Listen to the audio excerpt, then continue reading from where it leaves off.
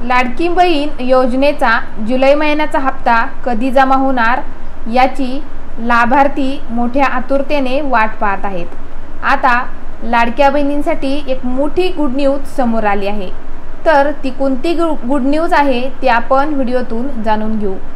जुलै महिन्याचा हप्ता लवकरच लाभार्थ्यांच्या खात्यात जमा होणार आहे, कारण या योजनेअंतर्गत वितरित करण्यात येणाऱ्या निधीचा शासन निर्णय जाहीर झाल्याचं आता समोर आला आहे।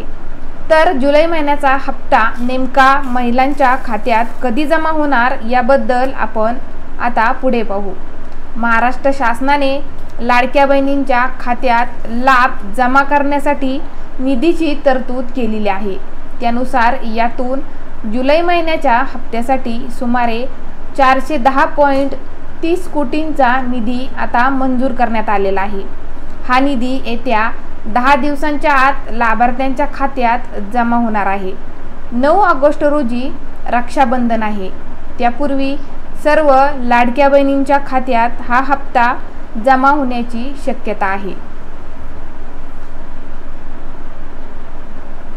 तर लाडकी बहीण योजनेसाठी कोण पात्र असणार आपण व्हिडिओतून पुढे जाणून घेऊ। महिला आणि बाल कल्याण विभागाच्या माहितीनुसार लाभार्थी हा महाराष्ट्र राज्याचा रहिवासी असावा।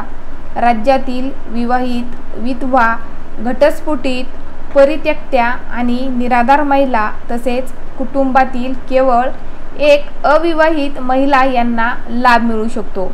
लाभार्थ्याचे किमान वय 21 वर्ष पूर्ण असावे, तर कमाल वयाची अट 65 वर्ष पूर्ण होईपर्यंत आहे।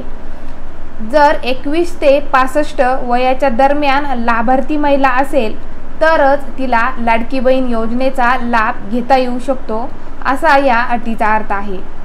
तसेच लाभार्थ्याचं स्वतःचं आधार लिंक असलेलं बँक खातं असणं देखील आवश्यक आहे।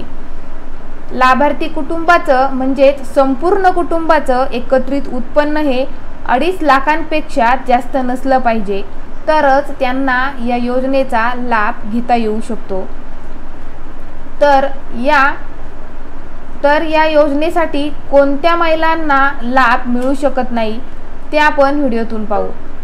ज्यांच्या कुटुंबाचं एकत्रित वार्षिक उत्पन्न 2.5 लाखांपेक्षा जास्त आहे त्यांना या योजनेचा लाभ घेता येणार नाही।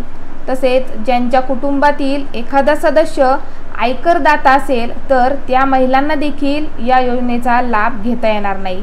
तसेच ज्यांच्या कुटुंबातील सदस्य नियमित किंवा कायम कर्मचारी म्हणून सरकारी विभागात किंवा भारत सरकार किंवा राज्य सरकारच्या स्थानिक संस्थांमध्ये कार्यरत असला किंवा सेवानिवृत्तीनंतर निवृत्तीवेतन घेत असला,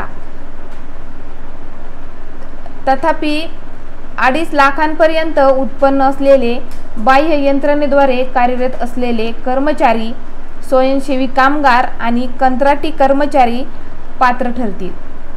सदर लाभार्थी महिला शासनाच्या इतर विभागामार्फत राबवण्यात येणाऱ्या आर्थिक योजनेद्वारे दरमहा 1,500 रुपये किंवा त्यापेक्षा जास्त रकमेचा लाभ घेत असेल तर या महिलांना या योजनेचा लाभ मिळणार नाही। या योजनांमध्ये नमो शेतकरी योजना या योजनांचा समावेश होतो। तसेच ज्यांच्या कुटुंबातील सदस्य विद्यमान किंवा माजी खासदार किंवा आमदार आहेत त्यांना या योजनेचा लाभ घेता येणार नाही। ज्यांच्या कुटुंबातील सदस्य भारत सरकार किंवा राज्य सरकारच्या बोर्ड किंवा कॉर्पोरेशन किंवा उपक्रमाचे अध्यक्ष, उपाध्यक्ष, संचालक, सदस्य आहेत त्यांना देखील या योजनेचा लाभ घेता येणार नाही। तसेच ज्यांच्याकडे 4 चाकी वाहन असेल, यामध्ये ट्रॅक्टर वगळून त्यांच्या कुटुंबातील सदस्याच्या नावावर नोंदणीकृत ट्रॅक्टर जर असेल तर मात्र या कुटुंबातील महिलेला या योजनेचा लाभ मिळू शकतो। जर तुम्ही वरील नियमापैकी एकाही नियमात बसत असाल तुम्हाला लाभ मिळणार नाही। तुम्ही या योजनेसाठी अपात्र ठरू शकता।